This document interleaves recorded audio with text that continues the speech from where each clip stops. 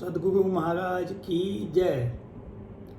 मंगल मूर्ति सतगुरु मिलवे सर्वाधार, मंगल में मंगल करण बिनवो बारंबार।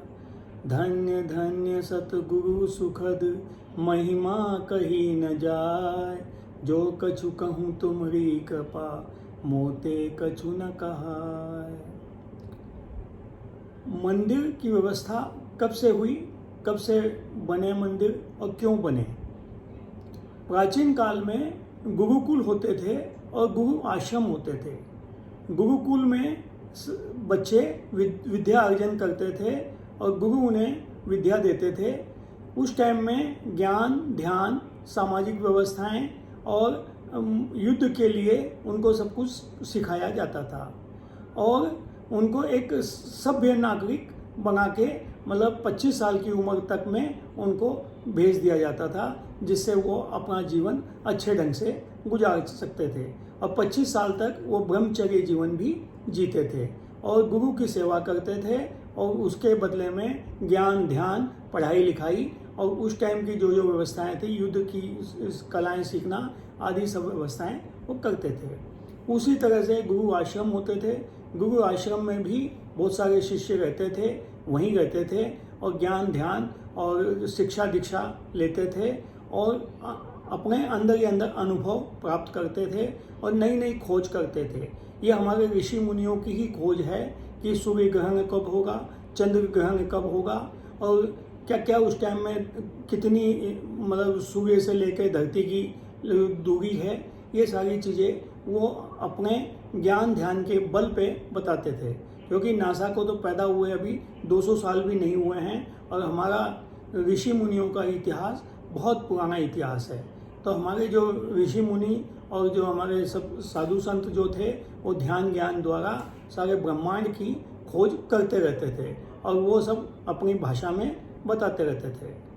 उसके बाद में ये बहुत सालों बाद ये पंडित पुरोहितों ने एक मंदिरों की व्यवस्था करना शुरू कर दी। जिस तरह से गुरु आश्रम थे उसी तरह से इन्होंने एक मंदिर बनाना शुरू किया।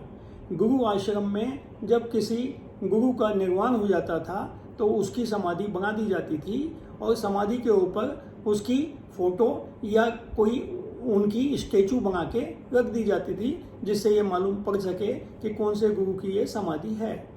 उसी व्यवस्था के अनुसार इन पंडित पुजारियों ने भी वही मतलब भगवान की मूर्ति लगा के और व्यवस्था की और व्यवस्था में अपना पूजा पाठ का तरीका उन्होंने बनाया और पूजा पाठ के तरीके से लोगों को डराया और भ्रमित किया और उनको बताया कि तुम ये काम नहीं करोगे तो तुमको सजा होगी, नरक में जाना पड़ेगा, ये करना पड़ेगा। उनको अच्छी तरह से डराया और डरा के उनसे जो है ना बहुत सारे धन वसूल किया। ऐसी व्यवस्था बना दी कि भव्य मंदिर बने और भव्यता उसमें दिखे और जिसके पास पैसे हों उनसे कैसे पैसे ले लिए जाएं उसकी व्यवस्था उन्होंने सोची और दिन भर डरा डरा के लोगों को गलत तरीके से पैसे कमाने के लिए भी प्रोत्साहित किया। मंदिर में पंडित पुजारी को इस बात से कोई लेना देना नहीं है कि आप क्या बिजनेस व्यापार करते हैं, कैसे पैसे कमाते हैं, क्या करते हैं। उनको तो सिर्फ पैसों से मतलब होता है। तो ये हमारा एक अर्थ का अनर्थ हुआ, क्योंकि हम जो है ब्रह्म के स्थान से आए हैं और धरती पे और हमारे को वापस ये 84 लाख योनियों से पूरा क्रॉस होते हुए मनुष्य के जीवन में आके और ध्यान ज्ञान प्राप्त करके वापस अपने मोक्ष के स्थान पे यानी ब्रह्म के स्थान पे हमको जाना था। ये मंदिरों की व्यवस्था होने की वजह से हमको स्वर्ग और नरक इसमें भी घूमना पड़ जाता है और हमारी जो यात्रा बहुत जल्दी पूरी हो जाने वाली थी उसमें बहुत लंबा समय लग जाता है और हम भटक जाते हैं, क्योंकि गुरु ध्यान से हमारा रास्ता सुगम है, आसान है, क्योंकि उसके अंदर कुछ भी तकलीफ नहीं है। आपको बड़े बड़े ध्यान करना है, आंख मीच के ध्यान करना है। गुरु ने जो आपको दिशा निर्देश दिए हैं उसी से आपको चलना है।